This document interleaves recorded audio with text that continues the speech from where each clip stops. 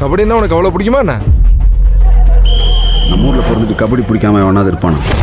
ஏய் ஒன்னத்தான் வாடா, உனக்கு காளை மாடம் கதை சொல்கிறேன் வாடா. ஏய் ஒன்னத்தான் வாடா, ஒரு கொம்பு மாடம் கதை சொல்கிறேன் வாடா. ஏய் வாடா. புழுதி கடப்பிட்டு எடுத்து வீசிக்கிட்டு திமில்ல சொல்லிப்பிட்டு காட்டியாரைக்கு ஒரு பாது, கால்கள் தேடட்டும் புது பாது. பூமி சுத்துது உனக்காக, புகுந்து புறப்பட்டு புயலாக.